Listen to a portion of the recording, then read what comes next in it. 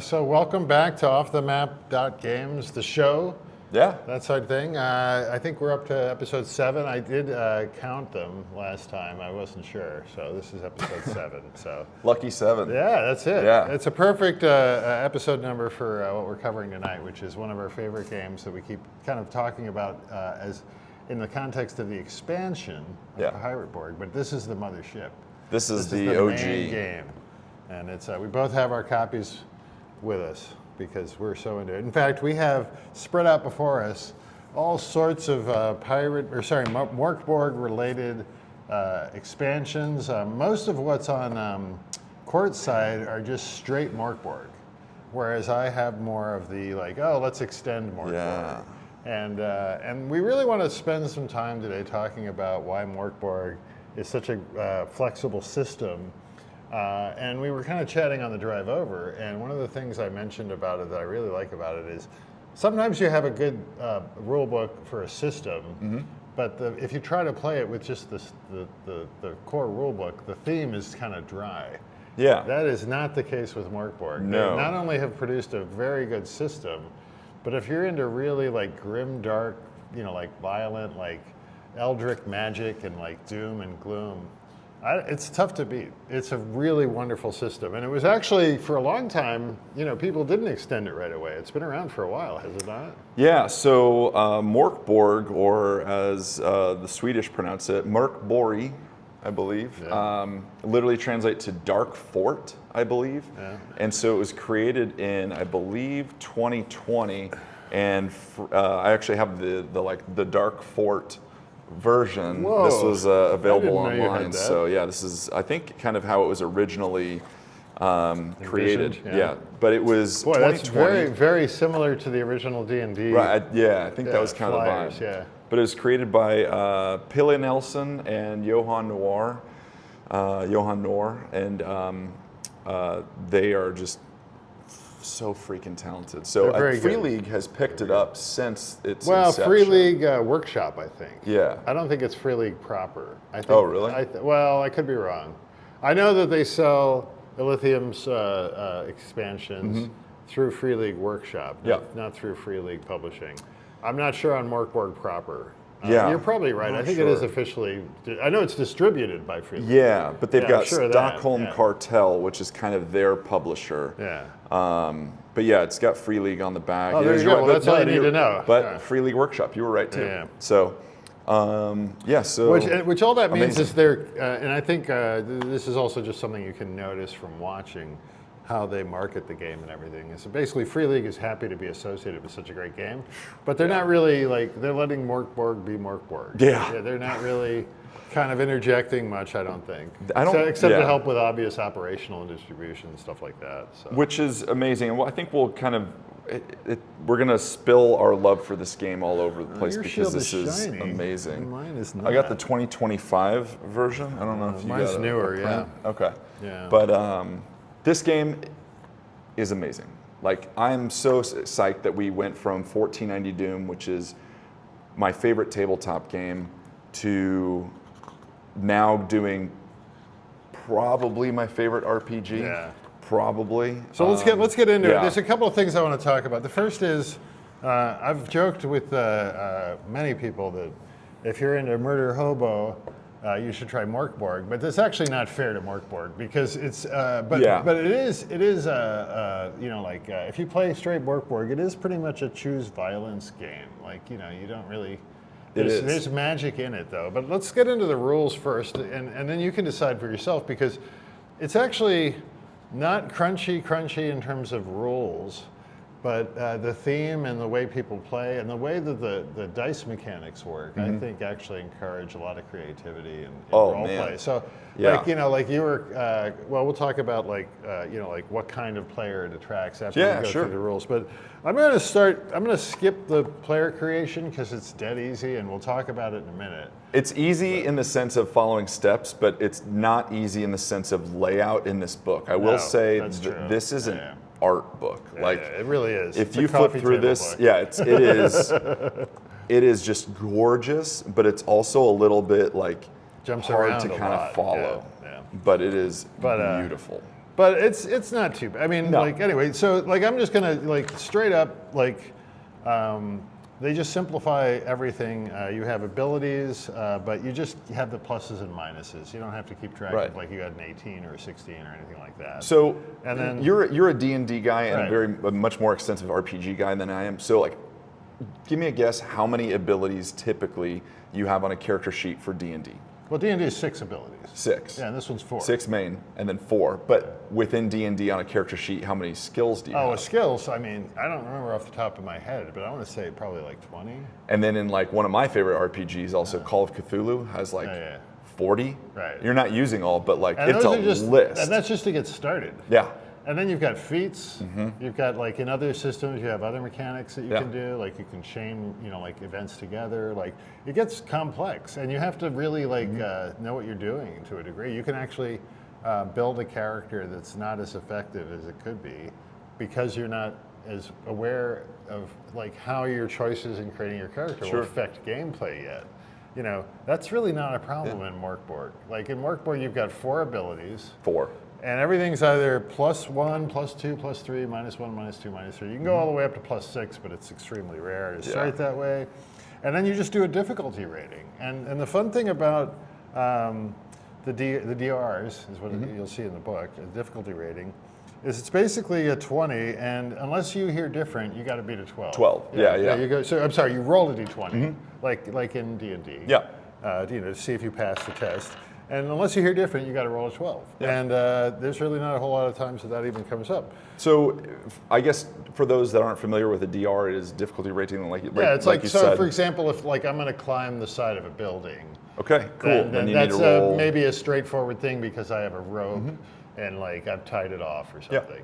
Oh wait, no, I haven't got a rope and it's raining. Yeah. Okay, now I got to hit a a little bit higher harder. number. Yep. So the difficulty rating just represents the chance of failure. Yeah. And you don't use the dice all the time. This is true for all RPGs, Right. by the way. You're telling a story. If you tell a story and the game master's like, oh, well, that just happens, you don't need a dice roll. It's when something could go wrong. When there's chance of failure or fun The success. dice come yeah. in to mess you up. Yeah. And you find out if you succeeded or not. So, what are the 4 abilities then? Do we want Yeah, to go through sure, real each? quick. Yeah. So there's agility, presence, strength. And honestly, those are the ones you use in-game rolling most of the time. Yeah. But there's a 4th one called toughness. Yeah. And that's kind of a combination of constitution or hardiness. Sure. And it gives you like how many hit points you have, for example. So it's a little bit of a background ability compared to, say, the first 3, agility, presence, and strength, come in a lot more specific tests in combat. Yes. Yeah. So poison resistance, things like that, kind of for toughness, resisting the. Well, it the also elements, gives you your hit cold and points. all that. Yeah. Yeah. So your hit points are basically your toughness plus you roll a d8, and that's it. That's it. And you can level up a little bit, but we're going to keep it simple because I got to be honest, my characters die a lot in this game, so I don't really worry too much about them living. It's actually even easier in some of the expansions. This one is a little crunchier for the character creation, I think. I think that's a good thing to just kind of pause and talk about for a moment. Like, this is a game where I don't want to say probably, but there's a good chance your character is going to die. Like, it's a really good chance. it's a pretty solid chance. So you create the character going into it with this mindset of like, you We'll see may how he not does. go through a whole campaign with this character. You might, but this is more like lean into it. Yeah. Like lean into the theme. Like if you're gonna die, make it fun. Like I do when I run Mork Borg games, I tend to have a backup character created for my players just in case. And by the way, like that's a really good idea in any RPG, but in this one, you not only are more likely to lose your character, but the system's sort of built around, like, it's easy to create a character. Yes. So it's not like, like really that painful when you lose a character, except for the nostalgia of it, and and it's honestly still a role-playing game. Yes. So you don't want needless character death. No. I always tell my players when I'm running games, it's like my job is to kill your character in the most entertaining and interesting way I can. Oh, and this system really lends itself to a lot of fun The entertainment deaths. factor is hysterical. Well, anyway, let's keep going. So you have hit points. It's just toughness plus you roll a d8. So like, let's say I have a +3 on toughness because I'm a real, solid character. Then I just rolled a d8, and then there I am, right? So that's like a 6 or whatever. Initiative is pretty easy. It's basically the enemies go or you go first. Yep. You can do individual initiative with an optional rule, but I think it works fine like that. And you do it every round, so it's just on a d6, a 1, 2, 3. The enemies go first, and a 4, 5, 6. The players go first. And it's just everybody goes and everybody goes and you move on. And it's quick that way. It's very quick. The nice thing about it is you can still argue order on the player side. Like if you want to chain something together. Yeah, but you can just decide. You don't have to look at any dice. Yeah. So the other thing is when you're in an encounter, so like you're in combat basically, not like a narrative part of the story. It's similar to D&D, like 10 rounds is like a minute, so about 6 seconds each. But the GM never rolls any dice during an encounter test, which is really interesting for me. I thought that was actually one of the things I liked about the system because it A, sped up play in a way I didn't expect. Yeah. And B, I think there's fewer arguments from the players because they're rolling their own defense dice. Yeah, so typically what you see is like, can you kind of go through like a D&D scenario just real quick? Yeah, like the goblin comes screaming out of the woods and he tries to hit you with his Morning Star. Which is then a roll. And then I got to roll and go, okay, well I got a 19, what's your AC? Well, your AC is 17, okay, that's a hit. And then I roll, oh, you did 5 damage, right? And then he attacks me. Same thing happens. But in this it's much easier. They have to know what the number is. I have to check. What we just did is actually very similar.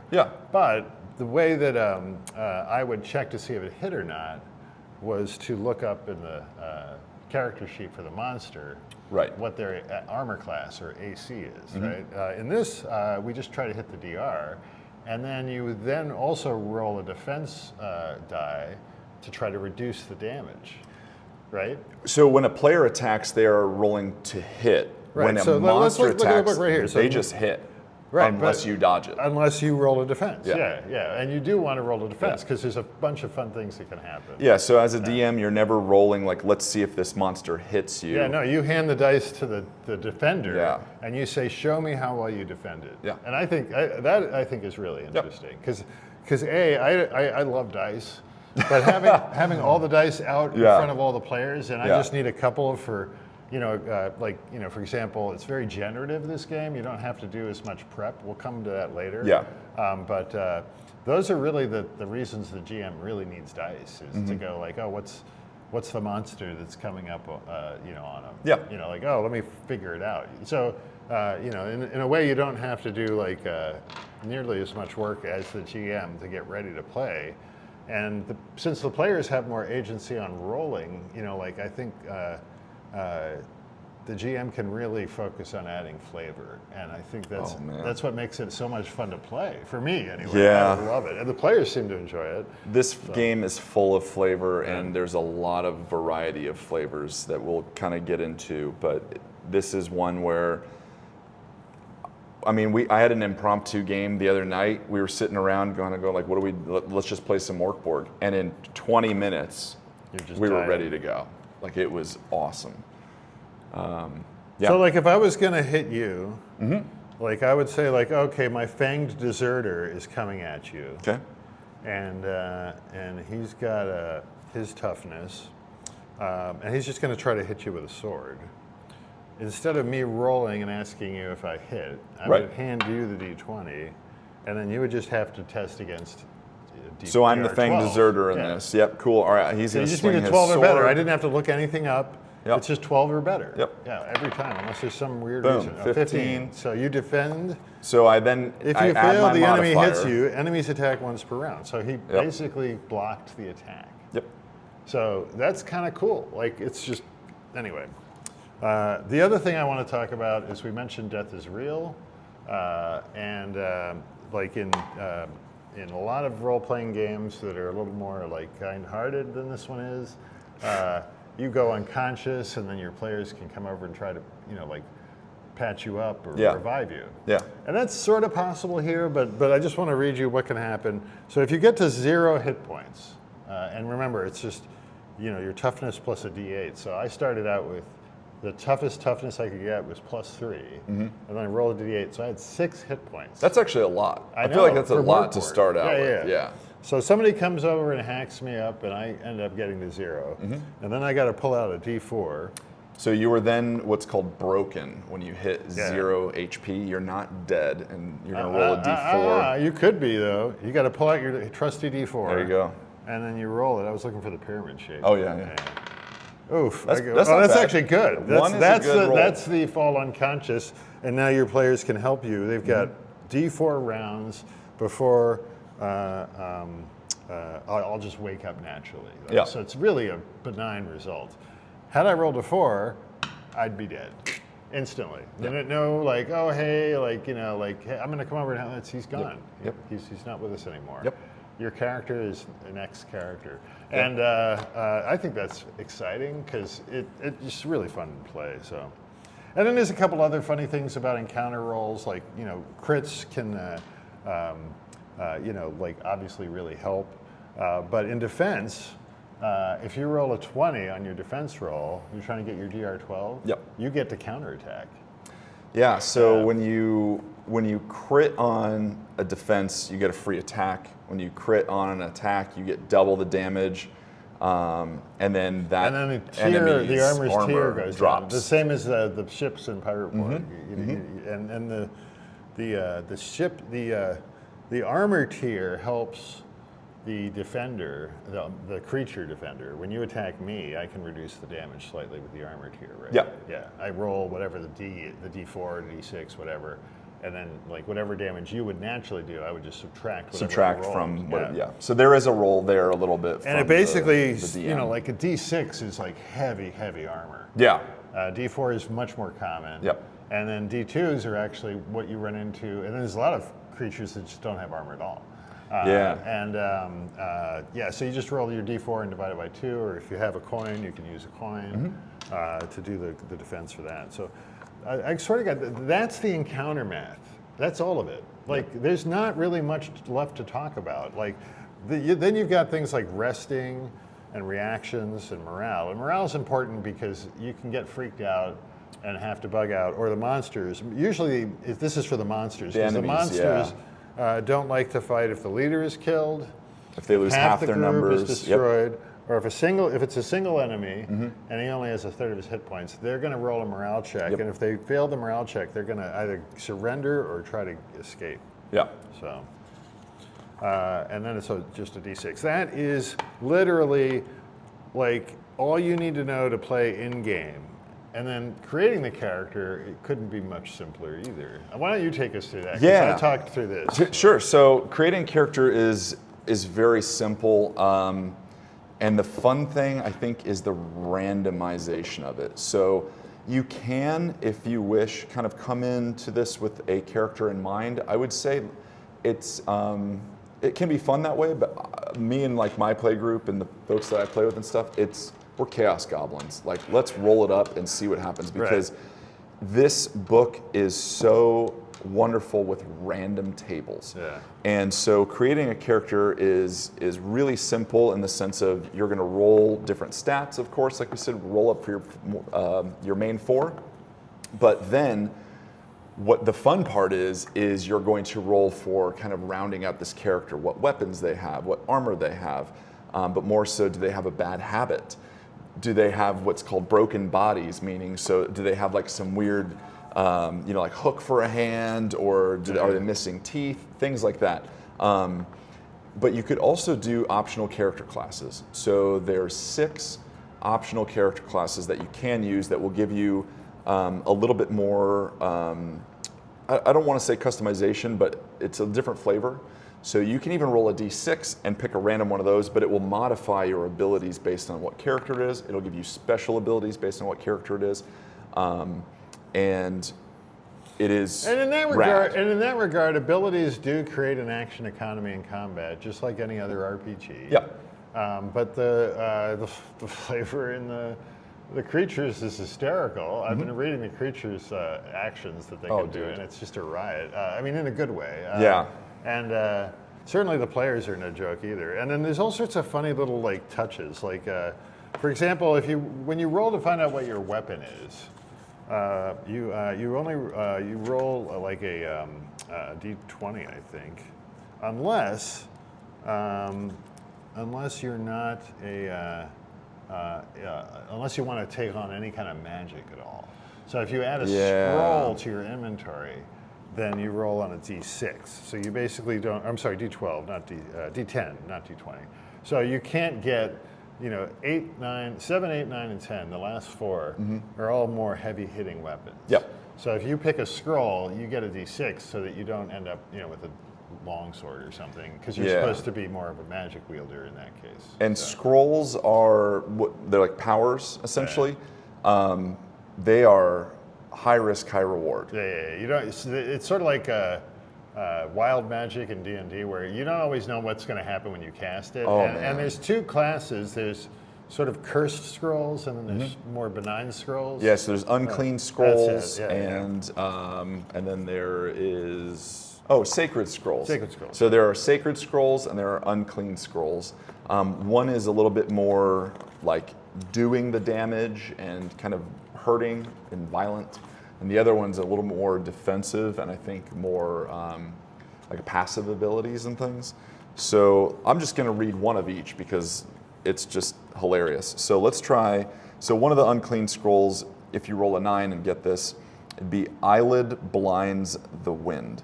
So D4 creatures fall asleep for 1 hour unless they succeed a DR 14 test. And here's a situation where DR is provided. And that's the only thing you have to remember, by the way. It's always 12 unless somebody gives you a DR. Yep. Yeah.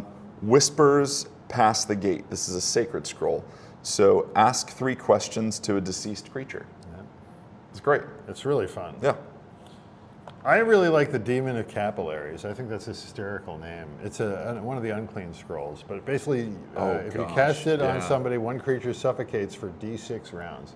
It's like you mess up his blood flow or something. Yeah. He can't breathe anymore. It's solid. It's just all sorts of weird stuff like that. But anyway, if you pick a scroll, then you don't get the heavier hitting weapons. So it's not really that, I don't think it's that big a deal because the scrolls are pretty darn great, It's fun. It can definitely backfire. So if you fumble a scroll and you roll a 1 when casting, then it is not good. Yeah. There's another table for that you're going to roll to see what happens. I had a buddy of mine, I believe, fumbled his roll, and his skeleton within his body animated and crawled its way, detached from his flesh and muscles, and crawled its way out of his mouth and ripped him open. And that's a crit fail on a scroll. Oh yeah. There's also just failing. Like, let's say I needed to hit a DR 12 and I rolled an 8.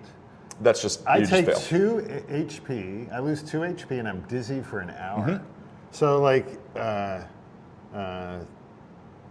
that's gonna mess you up. Like now you're like not like you're now a liability for the party. Yeah. And that's just failing rolling this. So you really, the encouraging thing about the scroll use is that it's risky. You know, like it's not like.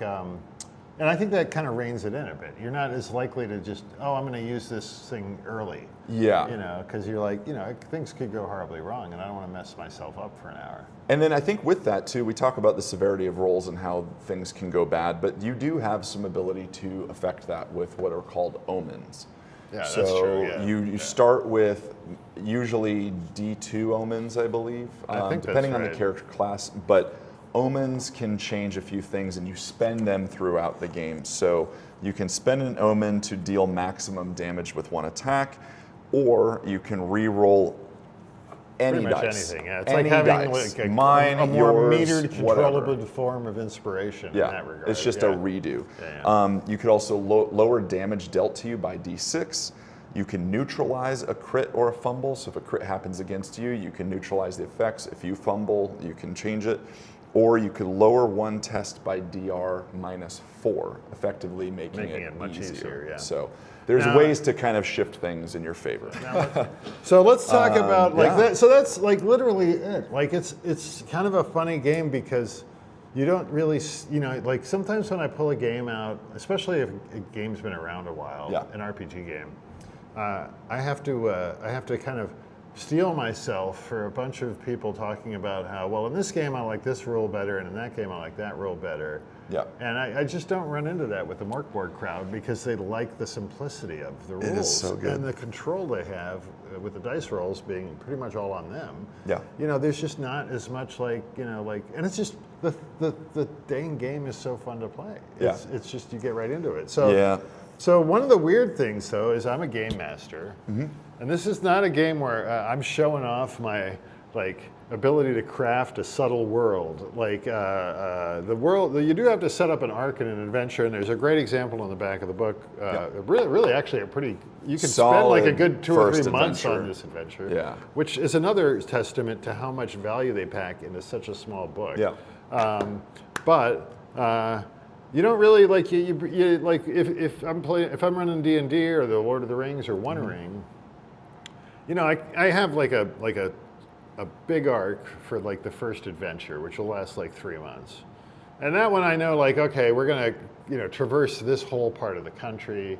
They're gonna have to like find these 3 relics and kill these 2 big baddies or something. Yeah. There's a bunch going on, but they might choose their own path through it, and then I got to figure out, okay, well, if they go to the barrow, what's it like inside the barrow? And I got to make a map, you know, and it's like, oh, if they go to the thing, you know, like, oh, I got to come up with a description for how Elrond is talking to them or whatever. Right. You know, like if the owlbears don't attack here, then, you know, like with Mork Borg, it's a lot more like you set the arc, you set the high level action, but everything underneath that is much more sort of, you figure it out together in game. And you use tables to do it a lot. Dude, there's so many tables in this game. I love it. What's you know, like amazing, if you could see all these books we have spread out here, you know, it's a very generative game. Yeah. And that's if you just use the core rules. You can really do a lot, but oh my God, every single person that played this game, it seems like, decided to put out like something Borg. Yeah. Something Borg, and you can run with it. And you can really like, you can retheme, you can actually just extend if you want to stay in the Mork Borg universe, or you just want to add a new element, you know, like, and it's usually table based. Yeah. You get the sort of high level, like everybody's competing on keeping it as simple as possible, but no simpler, and making sure it's fun and like it leans into the theme. There's no halfway themes in this universe. No, you lean in and you lean in well. Do you want to kind of trade back and forth on let's what you just got? pick, Let's do the well, we already classic. covered Pirate Borg but for 2 episodes, so I'm just going to nod to it. And I'm just going to say again, best starter set I've ever seen. So good. So good. And they're expanding it a lot this summer. They just did a free RPG, Tortuga. Yeah. Free RPG Day was last weekend. And then, you know, they've got Down Among the Dead, which is an expansion that came out last year. There's 2 other expansions. They're putting out ship models in a Kickstarter, you said? I would say it's safe to say that Pirate Borg is the biggest offshoot from Mork Borg. They took it's probably the rules, bigger, they actually, ran, than the and mothership. they went. I think it's getting more attention. Limithron has done such an amazing job with that game. Also Pirates. And doing that. So Pirates. Look, everybody likes Pirates. Mork Borg has a amazing rule system, like we've been saying, but like you can take it, retheme it, and make it whatever you want. And it's great. I don't know if you actually, no one knows this, but I started.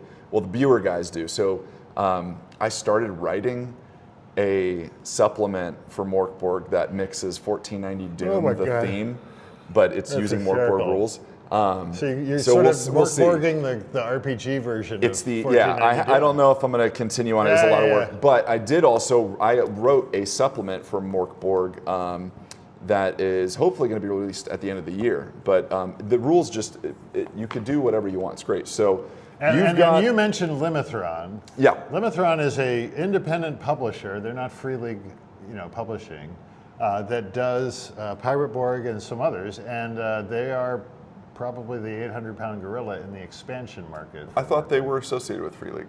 I think they're part of Free League Publishing or Free League Workshop. Yeah. Yeah, they're getting distributed. That's right. They're getting. But they didn't do create this. The Mork Borg guys didn't make this. No, game. it is I'm separate. talking about the creative direction. Yes, it is separate. This thing is, Limithron is such a big, you know, like visible force in RPG game sales that yes, Free League is definitely helping them with all of that. And they're literally probably just saying like, good, okay, we'll send it out. Yeah. So you've got some Pirate Borg. I've got ORC BORG. No, that looks fun. So I picked this up. It's super fun. It's again very colorful, gorgeous artwork.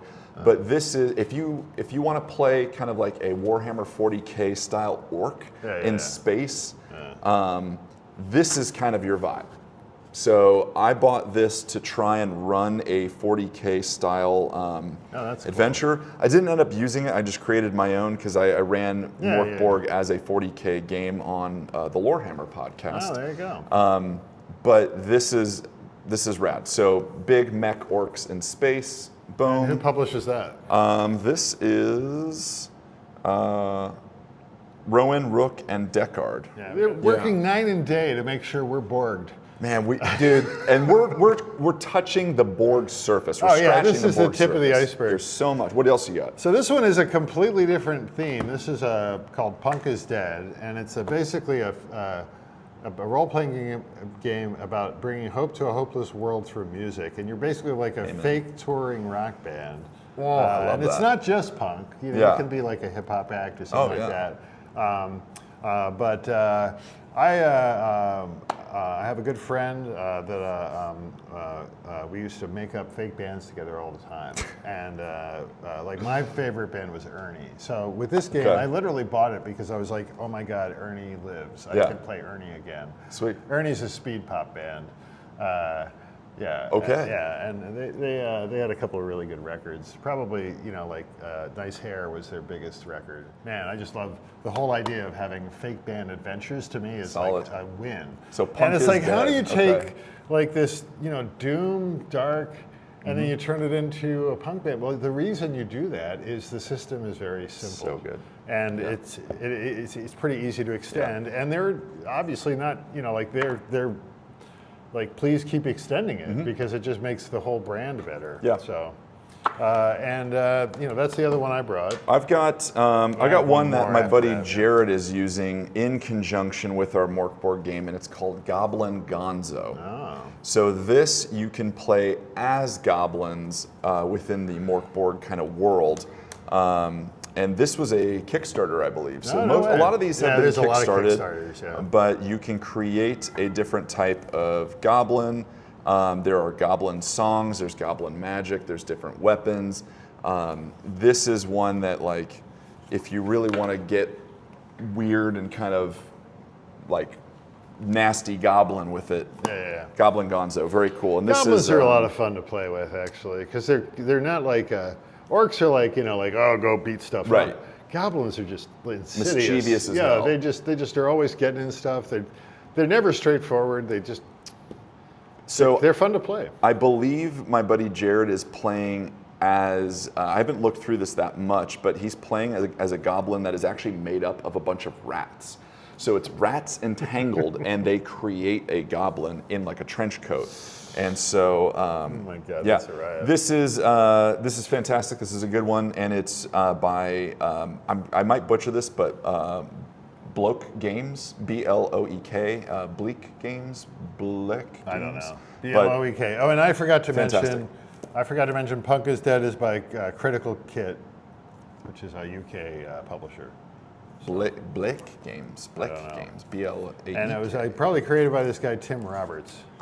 I'm thinking, it's created by, it's right on the cover. So. Anyway, so I've also got Corp Borg. Corp Borg is an office crawl. I love that. Tabletop RPG. Jeez. Evil corporations, demons, and imminent apocalypse. Minimum rules, maximum rage. So I got this because I've worked a lot in like corporate America, IT kind of efforts. I've done a lot of training in that environment, and like I can't even watch like Separation or whatever that show is because it's like too close to home sometimes. Shoot. Severance. Yeah. But I don't mean that literally, but it's like it's its own culture, right? So the idea of mixing, like this game theme with sort of corporate sort of mindset was very appealing to me. And I also, because I'm running Pirate Borg on like Start Playing now, I wanted to maybe have some additional rules for the East India Tea Company. Oh, yeah. And I thought that might be a good thing to lean on for that. So, you know what? That brings up a great point. I think what we also want to mention is that while these can be separate entities, when you see compatible with Mork Borg, which is typically what is on these kind of expansions and almost standalones, dude, you can mix and match. Like you can take rules from this, use it in your Mork Borg game. There's we're 4 using attributes. goblins here, whatever. Everything's pirates. using the same DR scaling. Everything's using the same defense capabilities, where you roll the defense die to try to block it completely, and then the creatures can roll a defense die to reduce damage. That's the same in basically all of them. I will say that the more theme-specific and enriched the expansion is, the probably, that might be the only reason you would not choose to go with a different, like, oh, I'm going to pick this table from this other book, because it just sort of contradicts. Like Punk is Dead and Pirate Borg probably wouldn't mix together like completely. I'm dreaming now, but you can do it. Yes, Because if the world is completely different, it might not. I don't know, maybe not. Like I could probably come up with something. Sure. I mean, I'm still kind of enamored that you can play a pirate monkey as an optional class. Yeah, parrot. You could be a crocodile. So I guess I shouldn't limit it, but that's really the only reason. Is you just decided the themes don't work together.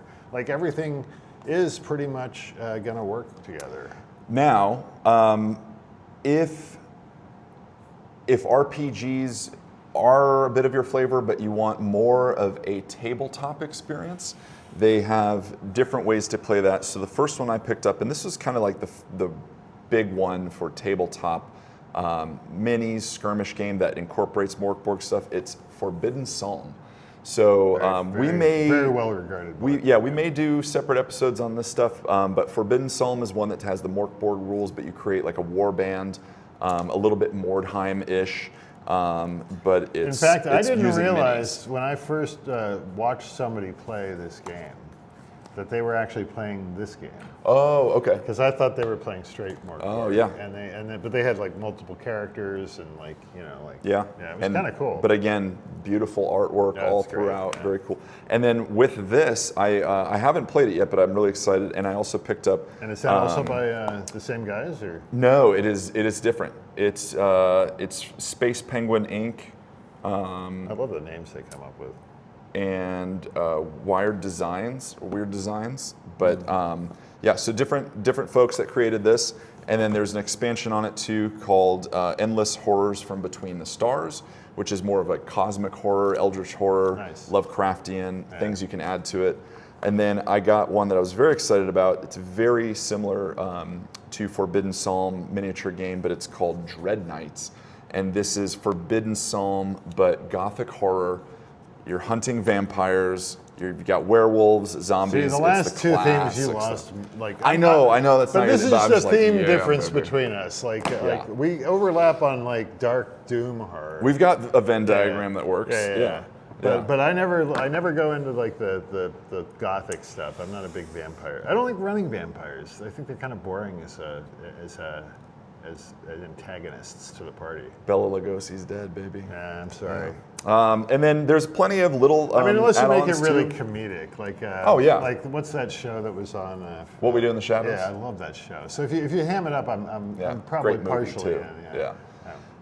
They also offer a lot of fun little zine-style separate editions too. So there's like little dungeon crawls that you can grab, different tables with.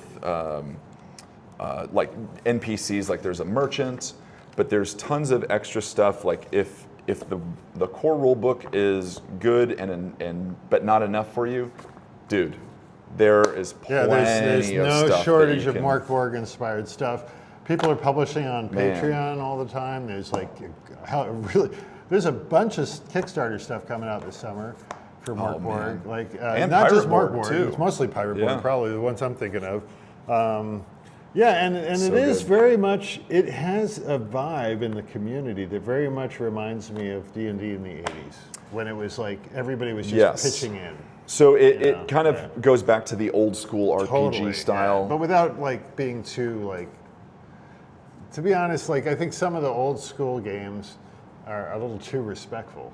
They're not as creative as they could be. This one does not fail in the creative. Oh, side. yeah. Yeah, Okay. they're like, oh, we want it to be exactly the same. I want to feel like I'm 15 again. Yeah. And like, like I'm sitting in my parents' basement. And like, Right. and it's like, no, you're not that anymore. Yeah. And like, hey, printing is cheaper now. Like, Yeah. we can have a lot more fun. Man. But so it's not like a retro thing. It's like the attitude and the spirit of the community is what reminds me of the old school gaming. Absolutely. Yeah. Not really the game I think that's as a good way much, to although put the it. game is very simple, which is something old school games have in common. Yeah. Yeah, and I mean, even looking at like the DM screen has a bunch of, it's mostly tables. Like there's some rules references and stuff, but a lot of it is just. You're going to need to come up with this real quick. Here yes. Yep. Yeah. Oh, you went into the tavern? Cool. Let's see what you find. Oh, you looted a corpse. Let's roll and see what you get. So. And sometimes there's a system, so it's like you roll 3 dice, and then it tells you, okay, you pick the first name here, the second name here, and the third name here. And then if you take the high roll and use that, it's really fun. It's really interesting how they use tables creatively. And so, the other thing that I love about the table usage is it's sort of like how people start to play test and extend the game. Like we showed you like complete books, like bound, like beautifully printed books, and then we also showed you like little flyers. Stuff that people could just, like, you could go down to FedEx and print it if you had to, It's very punk rock zine it's style. all over the place, but like they all work together. It's really fun. So let me ask you this then, like we've kind of like raved who this is for. Like if you want the if you like dungeon crawls and you want a kind of doom and gloom, grimdark, medieval hack and slash. I just don't want to overuse the word dark, but violent kind of scum of the earth kind of dungeon crawl. This is your vibe. If you want creativity, this is your vibe. If you love tables, great. If you want simple way to play an RPG with friends, if you've got friends that like want to get into role playing but don't know where to kind of start, and maybe it's a little too heavy for them to try like D&D or something, this is great. But I want to ask you, since you're like the master DM. So, which is Department of Redundancy Department, but the Master Dungeon Master. I prefer Game Master. Okay. So who's this not for? If anybody. I think first of all, for some people, the artwork is a little too much. So if you're put off by like you would never buy a heavy, like a metal-oriented album because of the art, you're not going to like the art in Mork Borg. Nuns with bleeding eyes, if you're not into exactly, that. Yeah, Having said that, if you can look past the art, stuff, you don't have to play it grimdark. You can play very lighthearted, and I think Pirate Borg lends itself to that very well. Certainly, Punk is Dead is a good example. But having said that. Let me talk to you about a straight role-playing game audience. If your mom was scared of D&D, she's gonna burn this freaking book. Well, maybe. You know what I mean? Yeah. My mom wasn't. I had some friends whose parents were. They wouldn't let us play. This is. But anyways, so then you get into like, okay, well, what kind of role-playing is it? And you're right. It is pretty much like combat-centered role-play. So it's not like a more narrative, and Free League is one of my favorite publishers right now, and they have a couple of my favorite narrative first games, like Tales from the Loop, I think is dynamite. One Ring is very narrative first, good. And this is, maybe talk about those later. So if you're looking for that kind of play, Mork Borg is not going to be something that really scratches that itch, although it is a role-playing game. So, you still have tests and things. I think it takes more effort to go into the role-playing. I think it's actually harder. It's harder to get a really great table going narrative first because it's a kind of play that can be intimidating. To be honest, I enjoy the hell out of it, but like.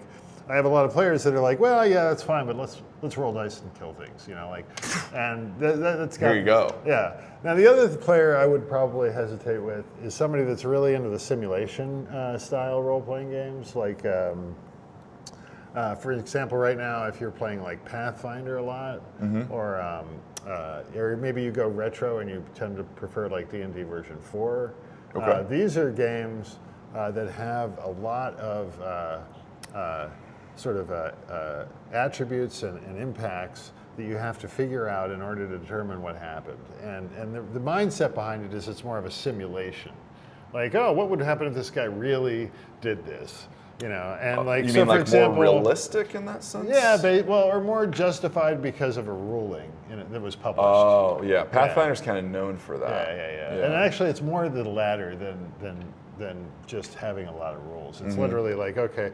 And honestly, it's a really good system if you like that style of play. Yep. And a lot of people love it. Like, I'm not saying it's bad. Right. But you just have a lot more things. Like in D&D 5th edition, they got away from the more simulation-oriented play. And I think the best example of that is the advantage mechanism.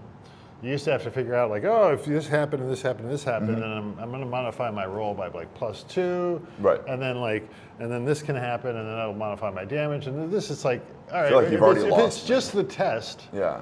then like if it's harder, Yeah. then you roll 2 dice and you pick the lower number. If it's easier, then you roll 2 dice and pick the higher number. Boom. Great. If it's neither, then you just roll 1 die. Yeah. Done. Which advantage is And never that really cleared- in Mork Borg That either. cleared up so much stuff Yeah. from the simulation crowd. And then the other thing I think that was getting in the way with that, well, I don't want to bog down on this, but if you're really into that more simulation first style play, Mm-hmm. and a lot of games that came out, especially in the late 80s, early 90s for role-playing games, really leaned into that. And there's still new ones coming out all the time that get into this. Probably Traveler would be another good example. GURPS is a good example. I don't think I know those. Yeah, these are old school games. So, Okay. yeah. But you're probably not going to be into the lightness and the ease of going to table that this provides. Although you might. I think it's pretty crunchy. The funny Yeah. thing about it is, it reminds me a lot of early D&D, where you can play one way, or you can get a bunch of books and play a completely different way. Oh man. And it really it's really flexible in that regard. And I gotta say, it's God, not, I love this game it's not so just much. the community. I love it. It's not just the community either. That was a great example. The players that play this game, Yeah. there's no like halfway in. No. It's just let's go energy all the time. I can't, almost okay. My like I said before when we started this, my two favorite games basically are 1490 Doom and Mork Borg. And what's on the back of my car? Mork Borg. I have 2 decals that I made. One is for 1490 Doom, and the other is for Mork Borg. And 1490 Doom, on the back of my car, it says, "I'm speeding to escape the creeping death." And then my Mork Borg decal that I created says, "This vehicle is compatible with Mork Borg." There you go. This And vehicle is yes, compatible. dude. Oh my I God. just Yeah, it's good I love stuff. it. So, So I good. mean, we don't really need to bog. I mean, it's that simple. Like the best thing we could probably have done is started this thing by just saying, "Hey, go play," because it's actually super easy to get into. That's so awesome. I can't stop looking at It's things really with fun. this game. Yeah. Go play. Go play. And if you need somebody to play with, like I said, I'm going to start hosting Learn to Play sessions for Yep. Pirate Borg on Start Playing. So just I'll put the link in the footer. I'm even wearing the shirt. I'm wearing the shirt. You're all set, man. Mork You are Borg. into it. But I'm into it too. Throw on some wind hand and get it loud and play Mork Borg. All right. Oh, all right. So anyway, that's episode 7. That was fun. Sweet. And then next time we meet, we're going to talk about the One Ring RPG, which I've fallen in love with.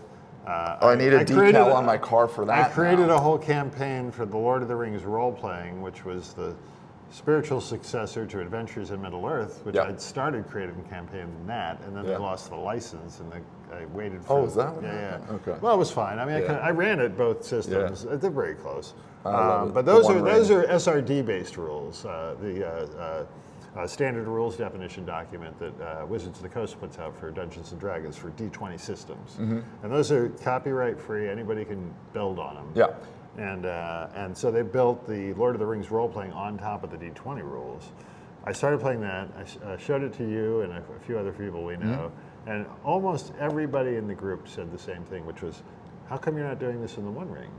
And I was like, I don't really like. I know everybody knows the D20 rules. Yeah.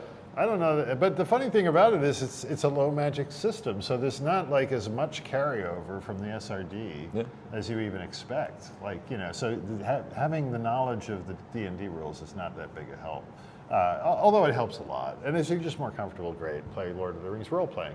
But the One Ring, the One Ring has a very clean, very thematic. Very flexible system. Thematic is the I don't way want to to put start it, I getting think. into it because No, we'll just no, cover it's the just whole so thing. good. But like, It's so good. if you ever wondered like maybe D&D could be more fun if it had a little more moral heft built into it, because it really doesn't have a lot of